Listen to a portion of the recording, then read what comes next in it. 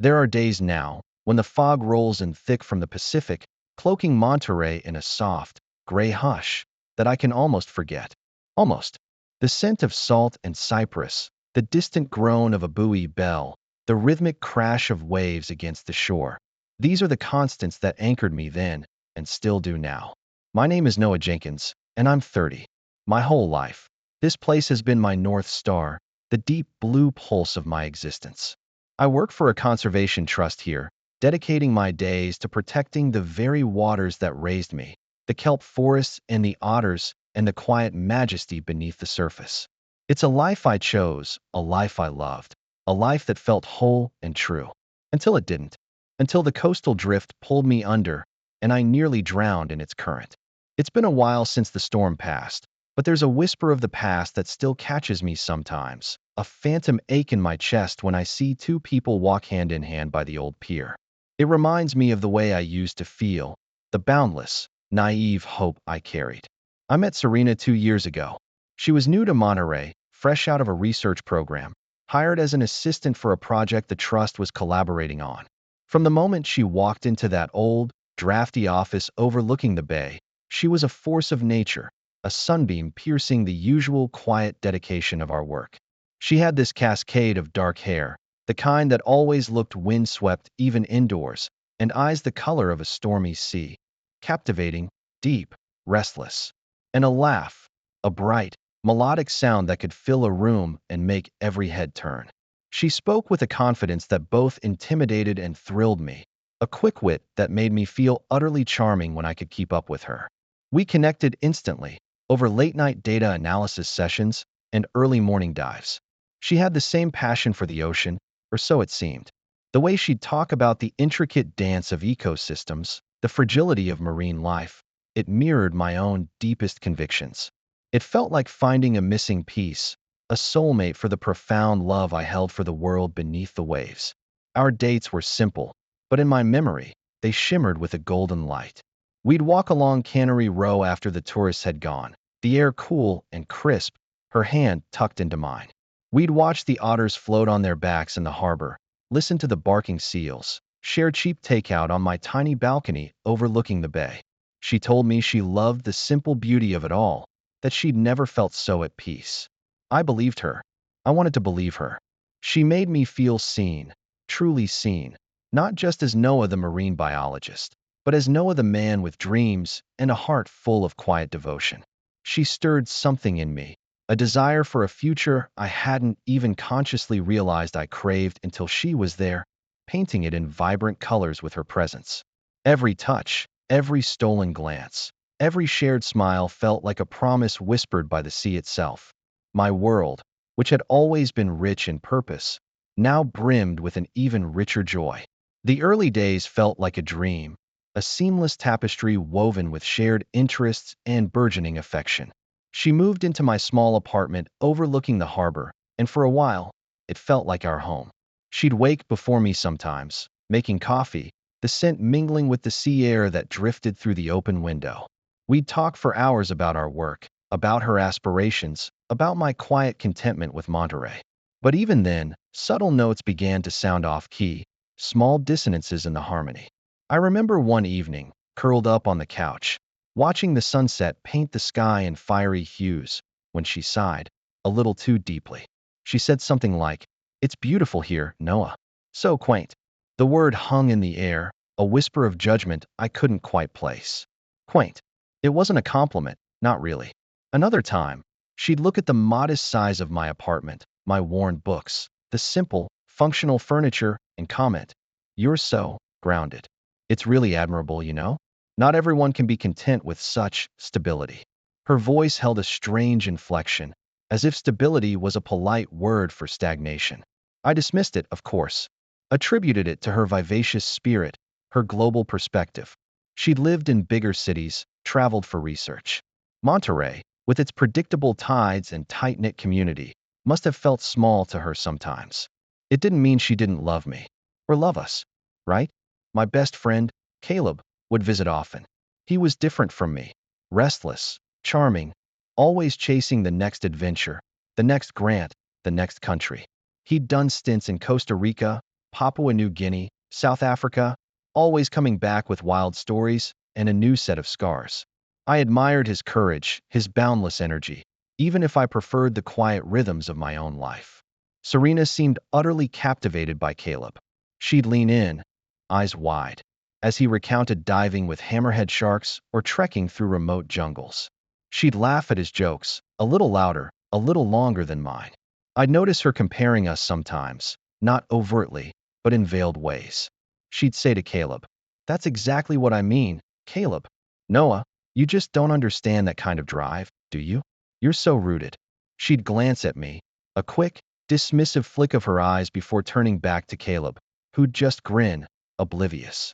I told myself it was just harmless banter, a dynamic between two adventurous spirits. Caleb was my oldest friend, practically a brother. He just wouldn't. The thought was unthinkable. But a tiny, cold seed of unease had been planted, slowly, subtly. A persistent little chill in the warm glow of what I thought was love. The destabilization was gradual, like the tide slowly eroding a cliff face. It wasn't a sudden storm, but a persistent, relentless drip. Serena began to subtly undermine my choices, my passions. My dedication to the Conservation Trust, which had always been a source of pride, started to feel like a limitation in her eyes. "It's wonderful, Noah, truly," she'd say, picking at her dinner, not quite meeting my gaze. "But don't you ever feel confined? Like there's a whole world of real, groundbreaking research out there, and you're just maintaining a local pond." The word stung. A local pond. My work was vital, protecting a critical ecosystem, ensuring the health of the very bay we lived on. I'd spent years building relationships with local fishermen, educating the community, fighting for policy changes. It was tangible, impactful work. But she made it sound small, insignificant. I started feeling like I had to justify my life to her, to myself. I'd find myself looking up prestigious international grants, not because I truly wanted to leave Monterey, but because I craved her approval, her admiration. Caleb's visits became more frequent, and Serena was always the one pushing for them. "Oh, Caleb's in town, he just messaged me. We absolutely have to get together, Noah. You know how much fun he is." He was fun, yes, but he also brought with him an air of the unexplored, the unbound, which Serena increasingly held up as an ideal. I started to notice a shift in their dynamic. They'd have private jokes, whispered conversations that would cease abruptly when I walked into the room. A subtle leaning into each other, a shared glance that spoke volumes I couldn't decipher. My stomach would tighten, a cold knot settling deep within me. I tried to shrug it off, to tell myself I was being paranoid, insecure. But the feeling persisted, a constant, low hum of anxiety beneath the surface of our lives. I started losing sleep. My mind would race, replaying conversations, searching for hidden meanings in Serena's dismissive comments, Caleb's lingering smiles. I'd wake up in a cold sweat, the heavy weight of an unnamed fear pressing down on me. I tried talking to her once. "Serena," I started, hesitant. "I feel like you're not happy here. With me." She looked at me, her stormy eyes suddenly wide and innocent. "Noah, what are you talking about? Of course, I'm happy. It's just, sometimes I worry about you. All this quiet dedication, it's lovely, but you're so smart, so talented. Don't you want to see what else is out there?" It wasn't an answer.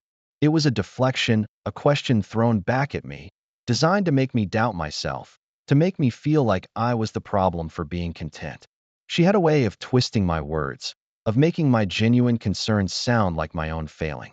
I began to believe her, to believe that maybe I was too stuck, too unambitious for her bright, shining world. The silence between us, once comfortable and full, now felt vast and empty. The gaslighting reached its peak in a series of small, insidious interactions, eroding my perception of reality inch by agonizing inch. I remember one evening, I walked into the living room and found Serena and Caleb huddled together on the couch, heads close, a hushed intensity in their posture. They jumped apart as soon as they saw me, a flicker of something unreadable in Serena's eyes. Caleb cleared his throat, suddenly overly casual. "Hey Noah, just catching up, you know? Serena was telling me about that new kelp project." His voice was too loud, too forced. Later that night, I tried to talk to her about it. My stomach was churning, my heart pounding a frantic rhythm against my ribs. Serena, I began, my voice trembling slightly. I feel like something's going on. Between you and Caleb. She laughed, a short, sharp sound devoid of humor. Noah, honestly, you're being ridiculous. We're colleagues, friends. What exactly do you think is going on? Her voice was laced with a patronizing sweetness. I tried to articulate the feeling, the whispers, the glances, the way she seemed to light up around him in a way she no longer did with me. It just feels secretive, like I'm being shut out.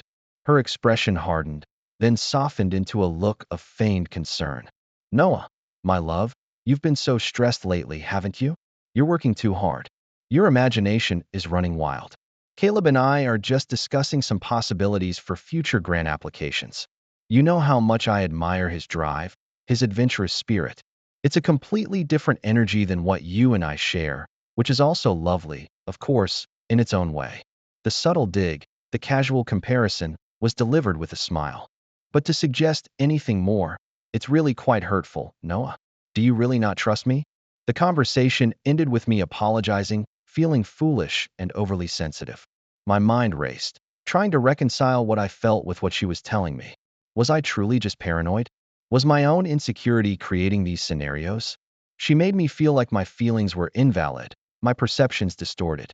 I started to question everything, my own sanity, my judgment. My hands would clench involuntarily. My jaw would ache from clenching it at night. The air in my own home felt thin, suffocating.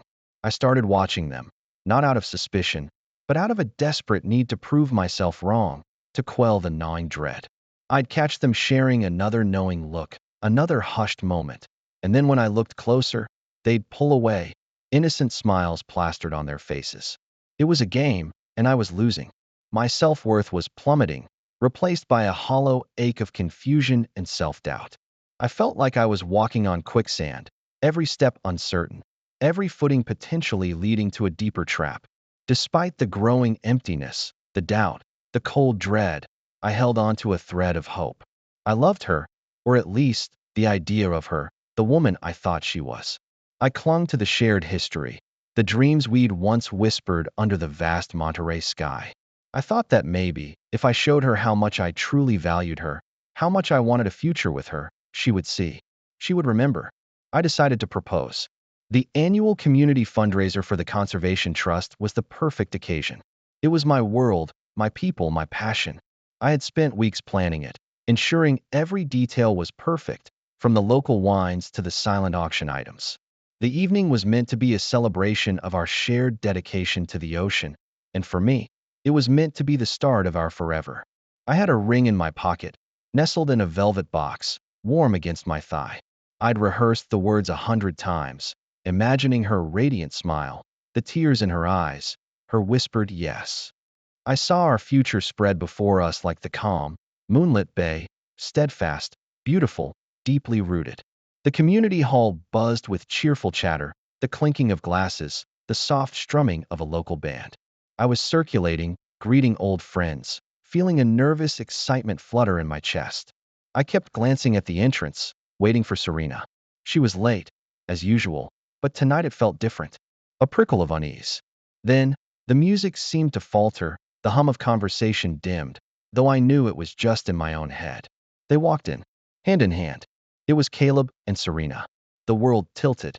My breath hitched, caught somewhere in my throat, refusing to move. They moved through the room, a dazzling, self-absorbed orbit of two. Caleb, typically scruffy, was impeccably dressed, his usually restless energy contained in a triumphant swagger. And Serena, she was breathtaking, radiant in a dress I'd never seen, her dark hair shining under the hall's warm lights. Her eyes, those storm-colored eyes, glittered with an undeniable, unbridled joy. A joy I hadn't seen directed at me in months. They reached the center of the room, drawing all eyes. Caleb raised a hand, a broad, almost insolent grin on his face. "Excuse me, everyone," he boomed, his voice carrying easily over the muted chatter. "Could we just have your attention for a moment?" A hush fell. My heart hammered against my ribs, a trapped bird desperate to escape. I felt a cold dread spread through my limbs, turning them to lead. I knew. Somewhere deep inside, I already knew. Caleb put his arm around Serena, pulling her close, and she leaned into him, a soft, intimate gesture that tore a gaping hole in my chest. We have some exciting news to share, he continued, his gaze sweeping over the room, pausing, almost imperceptibly, on mine. Serena and I, well, we're engaged. A ripple of murmurs, polite applause. My blood ran cold, then hot, then icy again. The ring in my pocket suddenly felt like a burning coal, searing through my trousers. My vision blurred around the edges. I could hear the sounds of the room again, distant and distorted, like I was underwater. Engaged. To my best friend. My girlfriend. And then, Serena spoke. Her voice, usually so melodic, sounded like a chime of ice. And there's more, she announced, her arm tightening around Caleb's. Caleb just landed a prestigious research grant. It's a huge opportunity, an ecological study in the Galapagos Islands. We're leaving next week. Galapagos. Next week. My brain struggled to process the words, to connect the dots that were now brutally, undeniably clear. The future grant applications she'd mentioned with Caleb, the different energy, her desire to see what else is out there. It was all a meticulously crafted narrative, a lie designed to facilitate her escape, to justify her ambition, to make me the unwitting villain of her triumphant exit. Serena's gaze finally locked with mine across the stunned room. There was no apology, no remorse. Only a cold, triumphant gleam in her eyes, a flicker of satisfaction that twisted my gut. It was a silent confirmation, a public execution of our life together. She had chosen the thrill of the new, the upward trajectory, the exciting unknown, with Caleb as her willing accomplice. The woman I had loved, the woman I had planned to spend my life with, had used me, discarded me, and then orchestrated a public spectacle of my humiliation. The air left my lungs in a ragged gasp. My knees buckled slightly. The world didn't just tilt. It shattered into a million sharp, glittering pieces around me. I stood there, a fool in a room full of sympathetic stares, my heart not just broken, but utterly, irrevocably pulverized. The next few weeks were a blur of pain, a deep, suffocating depression that pulled me into its cold embrace. The world outside felt too loud, too bright, too indifferent. I retreated into myself, into the echoing silence of my suddenly empty apartment. The scent of her perfume, faint on a forgotten scarf, would send me spiraling into a fresh wave of nausea. Every shared memory, once precious, now felt tainted, poisoned. I would replay their announcement over and over in my head. Serena's triumphant gaze, Caleb's proud smirk, the way she had leaned into him, a gesture meant only for a lover. It wasn't just the betrayal, it was the utter demolition of my reality, the cold, calculating cruelty of it all. I felt like a shell, hollowed out, my insides scraped raw. I questioned everything. My judgment, my worth, my entire identity. Was I really so stuck, so unambitious that I deserved this? Was my quiet love for Monterey, for the ocean, for a life of integrity, a flaw? The self-doubt was a suffocating blanket, smothering any flicker of hope. Sleep offered no escape. Nightmares of being chased by waves, of being swallowed by the deep, haunted my nights. During the day, I would stare blankly at the ocean, the one thing that had always brought me solace, and now it just felt vast and indifferent, mirroring the emptiness inside me. But the ocean, in its immutable rhythms, also held a profound truth. It didn't care for human drama, for betrayal, for broken hearts. It simply was. And in its relentless pulse, I found a strange, stubborn anchor. My work, which had once felt heavy with the weight of her disapproval, slowly became my refuge. I poured myself into it, into the intricate patterns of the tide, the delicate balance of the ecosystem, the quiet, persistent struggle for survival in the kelp forests. There was a raw, unfiltered honesty to the marine world that felt like a balm to my lacerated soul. The fish didn't lie, the currents didn't betray. Slowly, almost imperceptibly, the cold numbness began to thaw. I started seeing the ocean not as a mirror of my despair, but as a teacher. It showed me resilience, adaptation, the constant cycle of loss and renewal. I spent more time diving, immersing myself in the cool, green embrace of the kelp. Underwater, the muffled silence was a sanctuary, and the vibrant life around me a vivid reminder that even after a storm, life persists, finds a way. The awakening wasn't a dramatic flash, but a slow, dawning realization. It wasn't me who was stuck, it was Serena who was shallow, always chasing the next shiny object, the next thrill, never truly seeing the profound beauty in what was right in front of her. My groundedness wasn't a flaw, it was my strength. My love for Monterey wasn't a limitation, it was the bedrock of my being. I started to understand that I had dodged a bullet, even if the impact had left a gaping wound.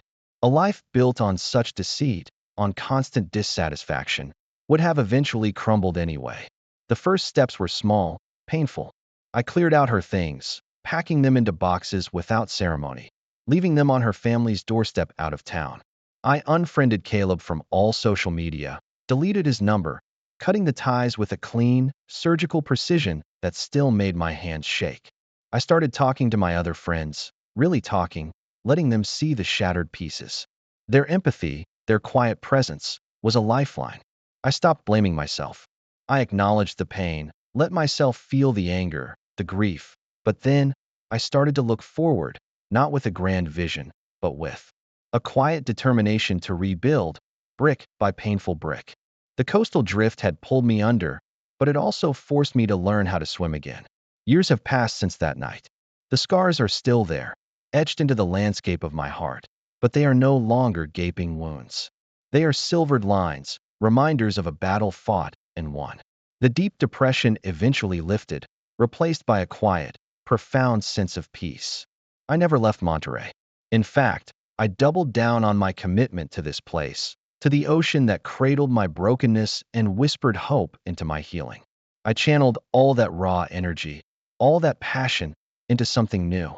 I started a local marine education program, working directly with the community, especially the kids. We teach them about conservation, about the wonders of our local ecosystem, about their role as stewards of the ocean.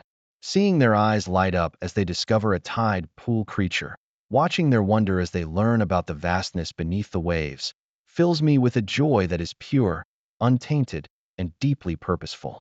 It's a different kind of love than what I once chased, one that is rooted in connection, in giving back, in building something truly meaningful. My connection with the community deepened. People here understood me, saw my dedication, admired my resilience. I found a new, genuine appreciation for the simple, honest relationships that had always been the quiet strength of my life.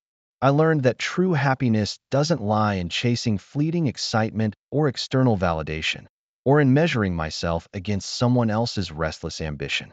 It lies in building a life of integrity, of passion, of authentic connection to the things and people that truly matter. I still work for the trust, still dive into the cool, clear waters of the bay. The ocean is still my anchor, my teacher, my muse. I am whole again, perhaps even stronger than before. The man who stood on that stage, planning to propose, was naive, blinded by a love that wasn't real. The man I am today is grounded, resilient, and deeply content in his chosen life. I occasionally hear whispers of Serena and Caleb, rumors of their travels, their ambitious projects abroad.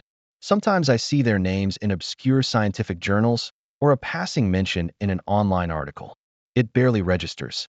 They are ghosts in a past life, echoes of a storm that passed. I wish them well, not out of lingering affection, but out of a quiet understanding that everyone is on their own journey.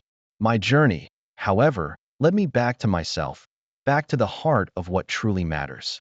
The coastal drift once pulled me under, but it also taught me how to swim, to navigate the depths, and to find my true north in the quiet, steadfast beauty of my own life.